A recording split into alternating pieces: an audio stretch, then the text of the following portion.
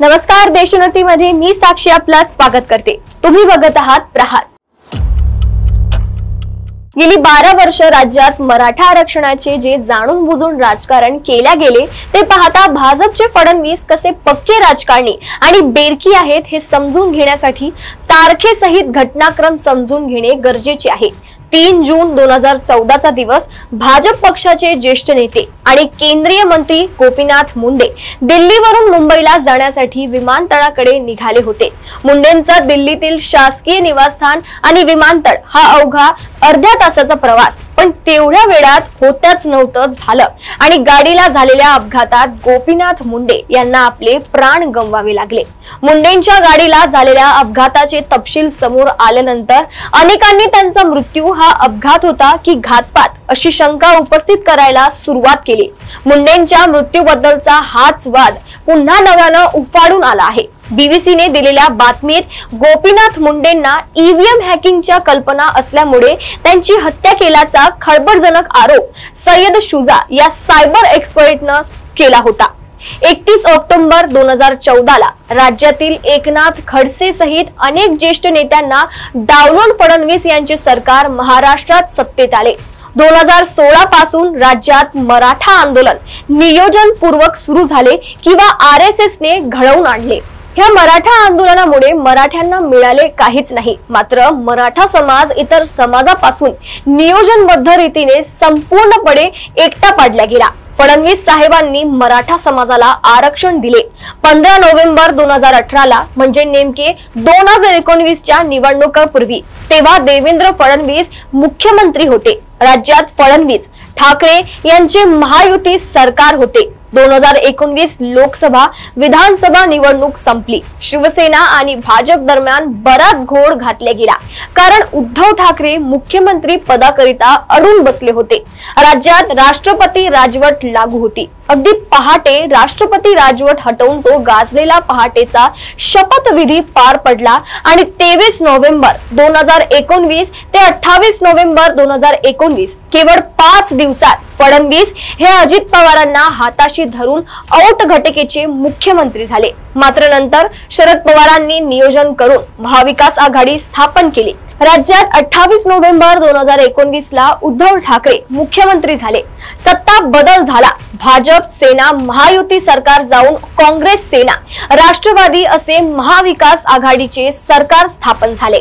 उद्धव ठाकरे मुख्यमंत्री झाल्यानंतर अवघ्या 117 दिवसानंतरच म्हणजे 25 मार्च 2020 ला देशव्यापी कोरोना लॉकडाऊन लागू झाला। महाराष्ट्रात महामारी रोग अधिनियम 1897 लागू करण्यात आला। राज्यात जमावबंदीचे कलम 144 लागू करण्यात आले। 22 मार्च पासून प्रवासी वाहतूक करणाऱ्या रेल्वे, बसेस तसेच मुंबईतील लोकल सेवा बंद करण्यात आल्या। 23 मार्चला जमावबंदीने फरक पडत नसल्याचे पाहून संपूर्ण राज्यात संचारबंदी लागू करण्याची घोषणा मुख्यमंत्री उद्धव ठाकरे यांनी केली। राज्याच्या सर्व सीमा सील करण्याचा निर्णय राज्य सरकारने घेतला। राज्यातील सर्व जिल्ह्यांचाही सीमा सील करून एका जिल्ह्यातून दुसऱ्या जिल्ह्यात वाहतूक करण्यास मनाई करण्यात आली। महाराष्ट्रातील जनजीवनावर याचे फार मोठे दुष्परिणाम झाले। राज्यात लागू झालेल्या नियमांनुसार अत्यावश्यक कामाशिवाय सर्वांना घरी बसणे सक्तीचे करण्यात आले। औरंगाबाद सारख्या अनेक जिल्हाधिकाऱ्यांनी स्वतःच्या मनाप्रमाणे वाटेल ते नियम लावून लोकांचे जगणे हराम केले। या कोरोना काळामध्ये केंद्र सरकारने लॉकडाऊन मागे घेतल्यानंतर सुद्धा उद्धव ठाकरे राज्यामध्ये लॉकडाऊन हे सातत्याने वाढवत राहिले। उद्धव ठाकरे हे कोरोना काळामध्ये जवळपास 2 वर्ष मंत्रालयात फिरकलेच नाहीत। तसेच त्यांनी पक्षाचे आमदार, मंत्री, खासदार यांना भेटणे सुद्धा बंद केले होते। याचा व्हायचा तोच दुष्परिणाम झाला। उद्धव ठाकरे यांची पक्षावरील पकड ही कमी होत गेली। याच दरम्यान फडणवीस यांनीच 102वी घटना दुरुस्ती अंतर्गत त्याचे चेले गुणरत्न सदावर्तेला सर्वोच्च न्यायालयात याचिका टाकायला लावली। 102 वा घटना दुरुस्ती कायदा 2018 ही भारतीय संविधानात करण्यात आलेली एक महत्त्वपूर्ण सुधारणा आहे। या दुरुस्तीमुळे राष्ट्रीय मागासवर्गीय आयोग याला घटनात्मक दर्जा प्राप्त झाला आहे, ज्यामुळे मागासवर्गीयांची संबंधित समस्यांची चौकशी आणि देखरेख करण्याची अधिकृत परवानगी मिळते। तसेच या दुरुस्तीने राष्ट्रपतींना प्रत्येक राज्य आणि केंद्रशासित प्रदेशातील सामाजिक आणि शैक्षणिक दृष्ट्या मागासवर्गीय घटकांची ओळख पटवण्याचे अधिकार दिले आहेत। 5 मे 2021 या दिवशी कोर्टाने 102वी घटना दुरुस्तीमुळे राज्याला मराठा आरक्षण द्यायचे अधिकारच नाहीत तरी सुद्धा आरक्षण दिले गेले असा निकाल देऊन मराठा आरक्षण रद्द केले। आरक्षण रद्द झाल्याचे खापर तत्कालीन मुख्यमंत्री उद्धव ठाकरेंवर फोडण्यासाठी फडणवीस यांच्या मार्फत हा खेळ करण्यात आला। आरक्षणासंदर्भातील हे अधिकार कुणी काढून घेतले तर केंद्रातील भाजप सरकारला हाताशी धरून फडणवीस यांनी थोडक्यात मी म्हणजे फडणवीस मुख्यमंत्री असेल तरच आरक्षण आणि मुख्यमंत्री नसेल तर आरक्षण नाही असा खेळ। सत्ता गमावलेली असल्यामुळे महाराष्ट्रात पुन्हा सत्ता आणण्यासाठी फडणवीस यांनी 18 ऑगस्ट 2021 रोजी मोदीजी यांना पटवून 105वी घटना दुरुस्ती करून घेतली। या दुरुस्तीने राज्य सरकार आणि केंद्रशासित प्रदेशांना सामाजिक आणि शैक्षणिक दृष्ट्या मागासलेल्या वर्गांची ओळख पटवण्याचा अधिकार पुन्हा दिला। वर उल्लेख केल्याप्रमाणे कोरोनाची अवाजवी भीती बाळगल्यामुळे उद्धव ठाकरे यांचा राज्यातील त्यांच्या पक्षाचे आमदार आणि खासदारांसोबतचा संपर्क कमी झालेला होता। त्या दरम्यान राज्यामध्ये एकनाथ शिंदे यांचा 22 जून ते 29 जून गुवाहाटी नंतर 29 जूनला पणजी असा शिवसेनेच्या बंडखोर आमदारांसह तो ऐतिहासिक व नाटकीय घटनाक्रम घडला। उद्धव ठाकरे सरकार अल्पमतात आले। उद्धव ठाकरे यांनी 29 जून 2022 ला आपल्या पदाचा राजीनामा दिला। या प्रकारे उणे केवळ 943 दिवस उद्धव ठाकरे नावाचे मुख्यमंत्री राहिले। त्यानंतर राज्यात दिनांक 30 जून 2022 ला फडणवीस यांनी 50 खोके एकदम ओके करून पुन्हा सरकार आणलेच, मात्र तेव्हा त्यांना महाराष्ट्राचे 9वे उपमुख्यमंत्री म्हणून राहावे लागले।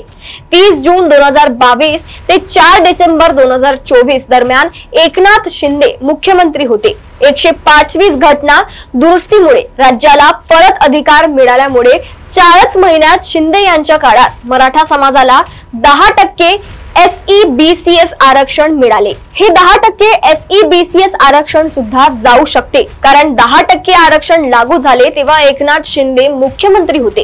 त्यामुळे भविष्यात 10% SEBCS मराठा आरक्षण रद्द झाले तर त्याचं खापर नक्कीच उद्धव ठाकरे प्रमाणे एकनाथ शिंदेंवर फुटेल, कारण त्यांनी मराठ्यांना 10% SEBCS आरक्षण लागू केले। मोदी फडणवीस यांनी न टिकणारे मराठा आरक्षण देऊन फसवणूक केलीच, पण त्याच वेळी गुपचूप खुल्या प्रवर्गातील म्हणजे मारवाडी, गुजराती, ब्राह्मण अशा ज्याची लोकसंख्या फार तर 5% असेल अशा लोकांना 10% म्हणजे खरे तर 200% आरक्षण देऊन ते समांतर असल्यामुळे 50%हून जास्त झाले तरीही चालेल अशी भूमिका सर्वोच्च न्यायालयापर्यंत घेतली जाईल याची काळजी घेतली। ही आहे बेमालूम चलाखी। मराठा आरक्षणाचा खेळ करण्यात जबाबदार असणारी व्यक्ती म्हणजे नरेंद्र मोदी आणि देवेंद्र फडणवीस म्हणजे भाजप का? तर एकाने राज्याचे अधिकार काढून घेतले आणि दुसऱ्याने अधिकार नसताना देखील आरक्षण लागू केले, त्यामुळे आरक्षण रद्द झाले। आरक्षणाचा हा खेळ खंडोबा पाहिला आणि 2016चे मराठा मूक मोर्चे आणि मागील वर्षापासून आजतागायत सुरू असलेले मनोज जरांगे यांचे आरक्षणाचे आंदोलन आणि मोर्चे लक्षात घेतले तर आपल्या लक्षात येईल की आरक्षण हा लोकांना झुलविण्याचा आणि राजकारण करण्याचा कसा उत्तम मार्ग झाला आहे। त्यामुळे या आरक्षणाच्या व राजकारण्यांच्या भूलभुलैयांमध्ये फसून व्यर्थ शक्तिपात केल्यापेक्षा आपल्या परंपरागत शेतीचा व्यवसाय का तोट्यात गेलाय याचा शोध आणि उपाय हाच बहुजनांकरिता शाश्वत मार्ग आहे। तर हा होता देशोन्नतीचे मुख्य संपादक प्रकाश पोहरे यांच्या लेखणीतून झालेला प्रहार। अशाच घडामोडी जाणून घेण्यासाठी बघत रहा देशोन्नती। नमस्कार।